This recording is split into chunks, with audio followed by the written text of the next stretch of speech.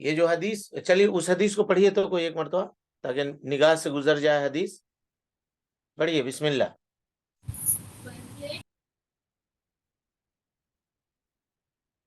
بسم اللہ الرحمن الرحیم. وعن ابی قتادہ رضی اللہ عنہ قال كان رسول اللہ صلی اللہ علیہ وسلم يصلي وهو حامل امامة بنت زینب فاذا سجد وزعها واذا قام حملها متفق علیہ. ولمسلم وهو يؤم الناس في المسجد.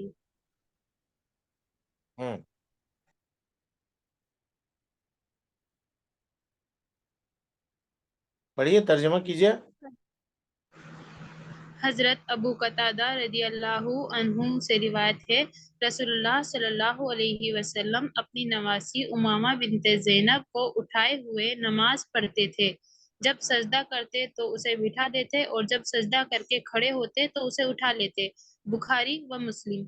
اور مسلم میں یہ اضافہ ہے کہ آپ صلی اللہ علیہ وسلم مسجد میں لوگوں کی امامت کرا رہے تھے.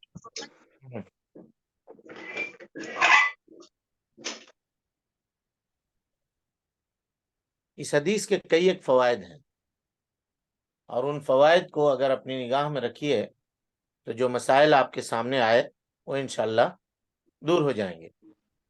اس حدیث کا سب سے اہم اور سب سے بڑا فائدہ یہ ہے کہ اس سے یہ پتہ چلا کہ اللہ کے نبی جناب محمد رسول اللہ صلی اللہ علیہ وسلم بچوں کے ساتھ محبت رکھتے تھے، اور ان کے ساتھ آپ حسن اخلاق سے پیش آیا کرتے تھے. اسی لیے اللہ کے نبی صلی اللہ علیہ وسلم نے یہ کہا، من لم یرحم صغیرنا ولم یوقر کبیرنا فلیس منا. ہمیں کا جو آدمی اپنے چھوٹوں کے اوپر شفقت اور بڑوں کے اوپر مہربانی نہ کرے، چھوٹوں کے اوپر شفقت اور بڑوں کی تکریم نہ کرے. کہیں سے آواز آ رہی ہے، اس کو بند کیجیے پلیز، سنیے ہم جو پڑھا رہے ہیں. تو وہ ہم میں سے نہیں ہے، وہ ہم میں سے نہیں ہے. اور اسی طرح سے نبی صلی اللہ علیہ وسلم کا بچوں کے ساتھ الفت و محبت اور ان کا لگاؤ، اور بچوں یہ آپ کے تواضع کے اوپر دلالت کرتی ہے کہ اگر آدمی اس طرح کرے تو اس کا دل نرم ہوتا ہے اور اس کے دل کے اندر الفت و محبت کے جذبات پیدا ہوتے ہیں. اس سے یہ بھی پتا چلا کہ اگر تھوڑا عمل ہو نماز میں تو وہ عمل چل سکتا ہے. اس لیے کہ اللہ کے نبی صلی اللہ علیہ وسلم اس کو بچے کو اٹھا رہے تھے، رکھ رہے تھے، اٹھا رہے تھے، رکھ رہے تھے، اور یہ عمل ہے. تو اگر یہ عمل نماز کو باطل کر رہا ہوتا تو اللہ کے نبی جناب محمد رسول اللہ صلی اللہ علیہ وسلم کبھی بھی ایسا نہ کرتے، خاص طور پہ کہ جب وہ فرض نماز کی امامت کروا رہے تھے تب. لیکن سوال یہ ہے کہ کیا یہ جائز ہے یا ناجائز ہے موجودہ حالت میں، آج کل کے زمانے میں؟ تو ہم کہیں گے کہ اگر حاجت پڑ جائے، ضرورت پڑ جائے بچے کو چپ کرانے کے لیے، خاموش کرانے کے لیے، تو یہ چیز جائز ہے. ٹھیک ہے. اور اگر حاجت نہیں ہے، ضرورت نہیں ہے، تو مکروہ ہے آدمی اس طرح سے نہ کرے، اس طرح سے نہ کرے. لیکن اگر کوئی بچہ ہے، رو رہا ہے اور بازو میں آپ کے بیٹھا ہوا ہے، تو اس کو چپ کرانے کے لیے قیام کی حالت میں آپ اس کو گود میں اٹھا لیں اور گود میں رکھ کر کے قیام کریں تو کر سکتے ہیں، اس میں کوئی حرج کی بات نہیں ہے. اس کی دلیل کیا ہے کہ نماز میں انسان کی جو حرکتیں ہوتی ہیں نا، نماز میں حرکت کرنا جائز ہے کہ ناجائز؟ جی ناجائز. ناجائز. بنا ضرورت. مطلق طور پہ دیکھیے، حاجت کے ٹائم پہ جائز ہے نا. ہاں، ایک حرکت نماز کی حرکت ہے، وہ کرنا ہی جی. کرنا. جیسے رفع الیدین کرنا، ہاتھ کو ہاتھ کے اوپر رکھنا، جس کو ہم لوگ کہتے ہیں ہاتھ باندھنا. ہاں، جب قیام کی حالت میں ہوگا تو ہاتھ باندھے رکھے گا نا، جی. بائیں ہاتھ کے اوپر دائیں ہاتھ کو رکھے گا. اچھا، رکوع میں جائے گا تو جھکے گا، یہ حرکت ہوئی. سجدے میں جائے گا تو زمین پہ پیشانی رکھے گا، ناک رکھے گا، دونوں ہتھیلیوں کو رکھے گا، گھٹنے رکھے گا، اور پیر کی انگلیوں کو قبلہ کی طرف موڑ کر کے رکھے گا. یہ سب حرکت ہے. تو یہ حرکت نماز میں جائز ہے نہیں ہے؟ جائز ہے. ضروری ہے، بغیر اس کے تو ہوگا ہی، نماز ہی نہیں ہے. تو کہتے ہیں کہ وہ حرکت جس کا تعلق نماز کے حرکت سے نہ ہو. یہ دیکھیے گا, نماز کی حرکت سے نہ ہو, نماز کے خارج سے ہو, تو اس کی 5 قسم ہے. کتنی قسم ہے؟ 5 قسم ہے. کبھی وہ حرکت مستحب ہے, کبھی وہ حرکت مباح ہوگی, کبھی وہ حرکت مکروہ ہوگی, کبھی وہ حرکت حرام ہوگی. سمجھ میں آ گئی بات یا نہیں؟ شیخ اب 4 تک ہوئے. اتنا جو کہا سمجھے. جی. کبھی واجب ہوگی, واجب, مکروہ, مباح, حرام. کتنا ہوا ابھی؟ مستحب 5. مستحب 5. یہی ہے, یعنی 5 احکام تکلیفی جو ہیں اس کے اوپر ہوں گے. واجب کب ہوگی وہ حرکت کرنا؟ اگر نماز کہ صحت کا دار و مدار اس حرکت کے اوپر ہو اور بغیر اس کے وہ نماز درست نہیں ہو تو وہ حرکت کرنا واجب ہے. کیسا ہوگا, اس کی مثال کیسے دیں گے؟ کوئی انسان نماز کے لیے کھڑا ہو گیا اور اس نے یہ دیکھا کہ اس کے کپڑے کے اوپر نجاست لگی ہوئی ہے, اور وہیں پر اس کا کپڑا دوسرا بھی رکھا ہوا ہے, تو ایسی صورت میں وہ کیا کرے؟ بولیے جی. حرکت کرے گا اور دوسرا کپڑا لے لے گا. اس کپڑے کو ہٹائے گا اپنے جسم سے اور دوسرا کپڑا پہنے گا نمازی کی حالت میں. کیونکہ اگر وہ نجاست دیکھ لینے کے بعد نجاست کے اوپر استمرار کر رہا ہے تو نماز اس کی کیا ہو جائے گی؟ باطل ہو جائے گی. باطل ہو جائے گی, نماز ہی نہیں صحیح ہوگی. تو ایسی صورت میں وہ حرکت کر کے اپنا کپڑا اتارے گا اور وہیں پہ بغل میں جو دوسرا کپڑا اس کا ہے وہ کپڑا پہن لے گا, نماز میں استمرار کرے گا. تو یہ چیز واجب ہو گئی اس کے لیے. ٹھیک ہے. اسی طرح سے ایک آدمی نماز پڑھ رہا ہے, کہیں گیا سفر میں, کسی میدان میں, بہت کوشش کیا بیچارہ قبلہ کدھر ہے کدھر ہے اس کو سمجھ ہی نہیں آ رہا. خیر ایک طرف قبلہ اس نے متعین کر لیا کہ ہو سکتا ہے ادھر ہی ہوگا, اس کا غالب گمان یہی ہوا کہ ادھر ہی ہونا چاہیے. اب وہ نماز پہ کھڑا ہو گیا, اچانک اسی بستی کا کوئی آدمی آیا, کہا او بھائی صاحب نماز پڑھ رہے ہیں آپ, قبلہ ادھر نہیں ہے, بائیں گھومیے, بائیں جانب قبلہ ہے. تو اب کیا کرے گا وہ ویسی کھڑا رہے گا؟ نہیں شیخ. کیا کرے گا؟ تبدیل کرے گا قبلہ. وہ جدھر بتا رہا ادھر کیا کرے گا؟ قبلہ تبدیل کرے گا. تو یہاں پر اس کی یہ حرکت کیا ہوگی؟ واجب واجب. کیونکہ اگر جان جانے کے باوجود بھی قبلہ کی طرف, ہاں جان جانے کے باوجود بھی قبلہ کی طرف اگر وہ منہ نہیں کر رہا ہے تو اس کی نماز کیا ہو جائے گی جی؟ بولیے. باطل ہو جائے گی. باطل ہو جائے گی, اس کی نماز باطل. ہمارے ساتھ چلیے تاکہ ہم کو لگے کہ آپ سمجھ رہے ہیں مسئلے کو. اس کی کوئی مثال دے سکتے ہیں کیا نبی کے زمانے میں ایسا کوئی حادثہ پیش آیا ہے جی؟ نماز جی کی پھر حالت میں قبلے ہٹا کی رکھو. طرف. جی استاد. جی قبلے قبلہ بدلنے کا جب حکم آیا تھا اس کا. ہاں کعبے کی طرف سجدہ کرنے کے لیے. ہاں, کعبے کی طرف جو قبلہ تبدیل کیا گیا تھا, تو اللہ کے نبی صلی اللہ علیہ وسلم کے صحابہ نے مسجد قباء میں نماز کی حالت میں اس کو چینج کر لیا تھا. حرکت کیا نماز میں لیکن نماز دہرانے کا حکم نہیں ملا. ٹھیک ہے, جی سمجھ شیخ. میں آئی بات یا نہیں آئی؟ جی شیخ. جی شیخ جی. آ گئی. تو نماز کی حالت میں پورے طور پہ وہ لوگ گھوم گئے, کیونکہ بیت المقدس جدھر ہے اس کے جسٹ اپوزٹ ہے قبلہ, جسٹ. تو پورے طور پہ گھومے وہ لوگ ادھر سے ادھر. تو اگر واجب ہو حرکت کرنا تو وہ کر سکتے ہیں.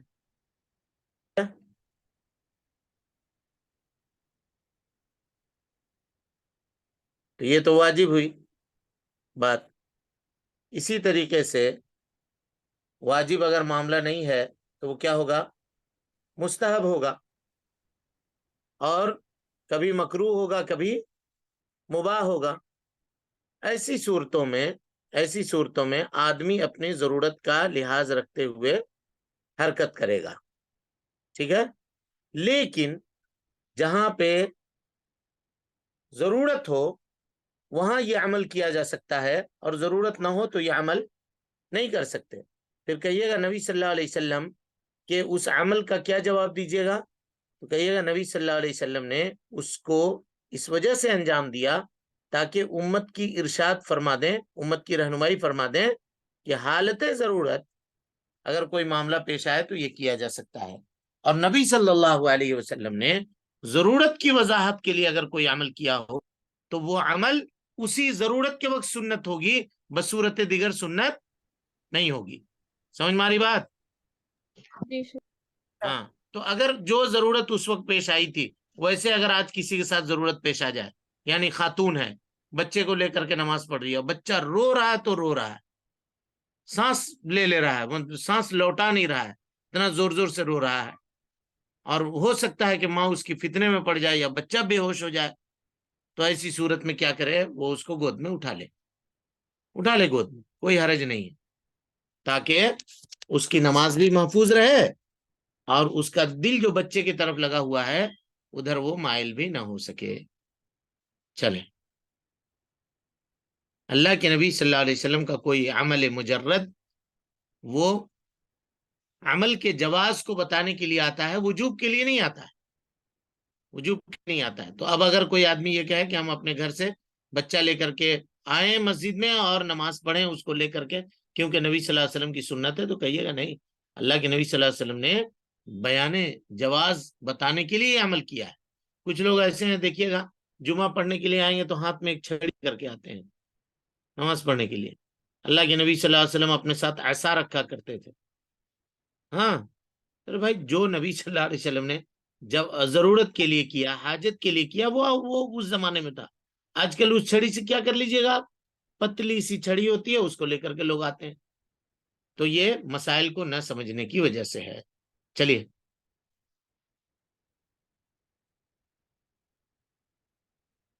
چلیں، اب آئندہ اگر اس طرح سے کوئی مسئلہ ہو اور اس کی ہم مکمل وضاحت نہ کریں تو مجھ کو خبر کر دیجیے گا. جی. چلیے پڑھیے، بسم اللہ. اچھا دیکھیے حدیث.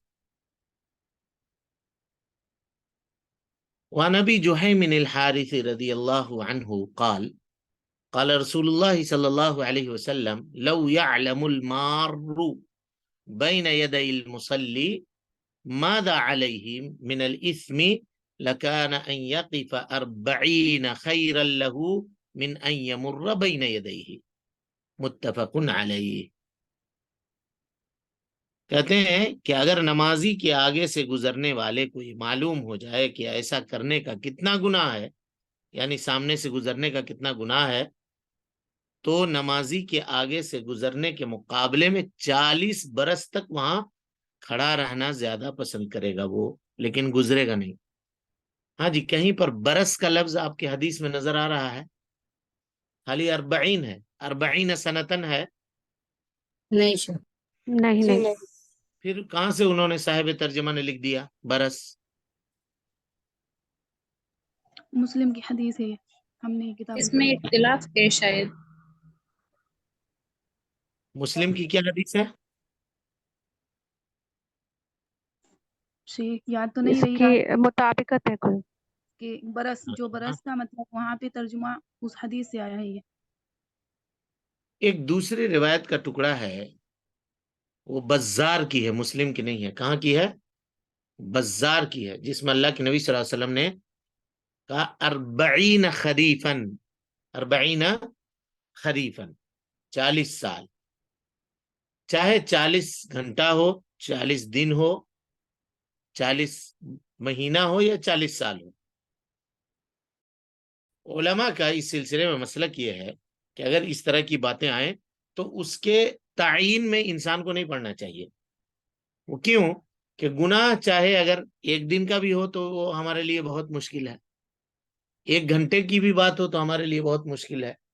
گناہ کی قباحت کو بتانے کے لیے اللہ کے نبی صلی اللہ علیہ وسلم نے اس کو مطلق بیان کیا ہے، اس کو مطلق بیان کیا ہے، تو مطلق کو مطلق کے اوپر ہی معمول کرنا چاہیے. اب آئیے حدیث کو دیکھتے ہیں اس کے कहते हैं बाब सुत्रतुल मुसल्ली। सुत्रतुल मुसल्ली यानी वो अहादीस जो सुतरा के ताल्लुक से वारिद हैं। सुतरा कहते किसको हैं कि मुसल्ली अपने सामने किसी ऐसी चीज को रखे जो उभरी हुई चीज हो और उसके जानिब रुक करके अपने और किबले के दरमियान उसको रखे हाइल, और उस पर वो नमाज अदा करे, ताकि उसकी नमाज कता होने से महफूज रहे, उसकी नमाज के अंदर डिस्टर्ब ना हो सके। डिस्टर्ब कैसे होगा?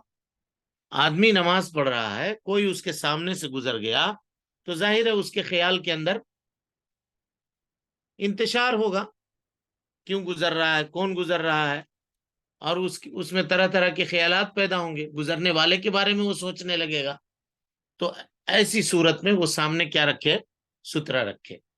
और अगर सुतरे के बाद से कोई आदमी गुजरता है तो ऐसी सूरत में उस पर कोई हरज की बात नहीं है और उसके नमाज में कोई खलल पैदा नहीं होगी।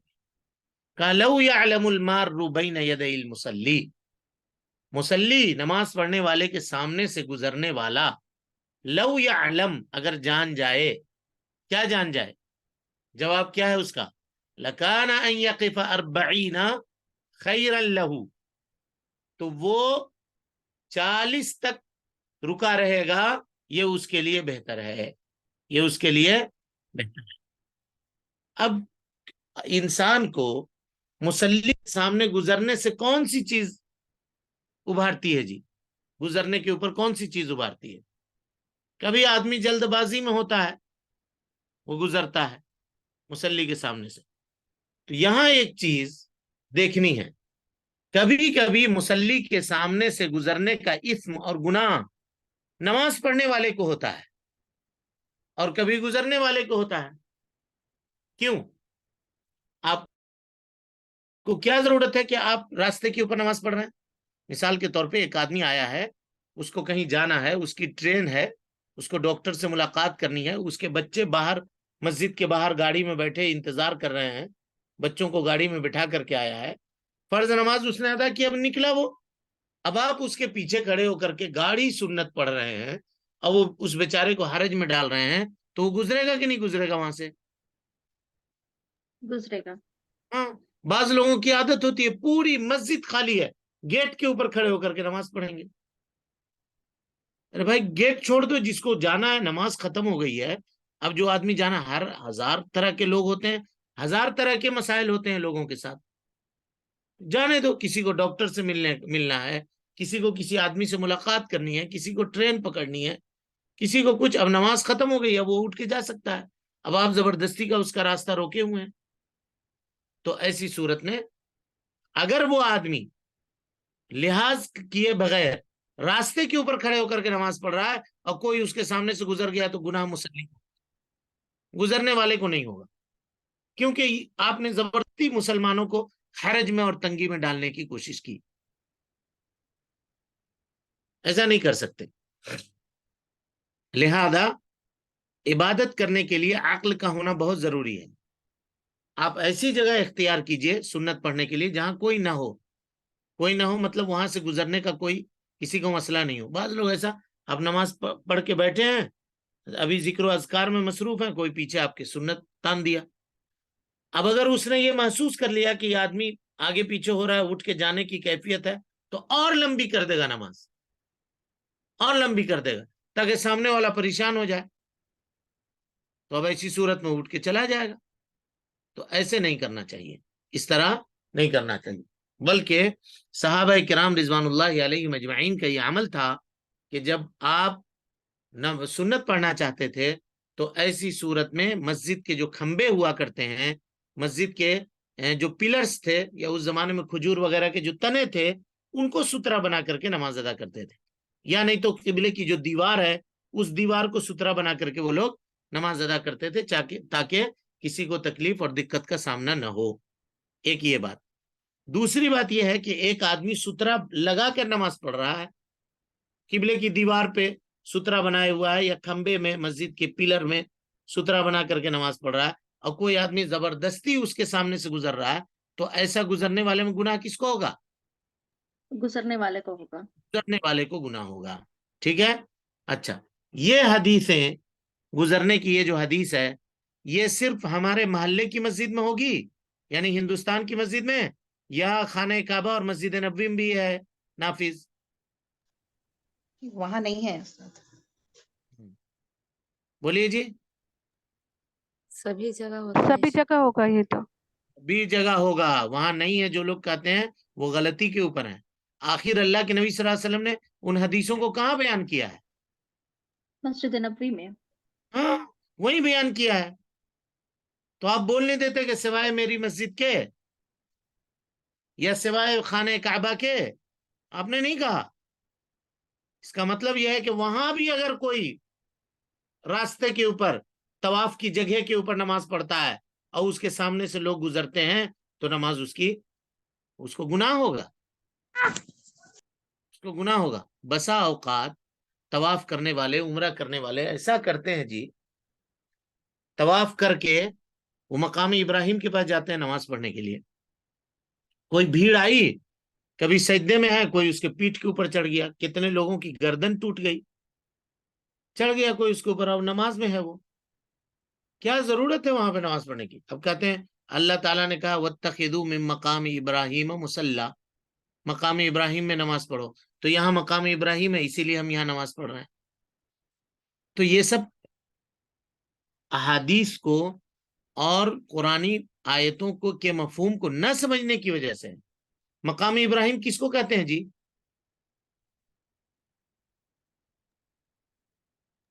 आप लोगों में से कोई जानते हैं? जहाँ पर हजरत इब्राहिम अलैहिस्सलाम ने खड़े होकर काबे की तामीर की। हाँ, वो पत्थर, जिस पत्थर के ऊपर खड़े होकर के आपने तामीर की है खाने काबे की, और उस पत्थर में गारा मिट्टी वगैरह जो आप डाल रहे थे ना, वो गिर गिर के वहां आपके कदमों के निशान है हजरत इब्राहिम अलैहिस्सलाम के।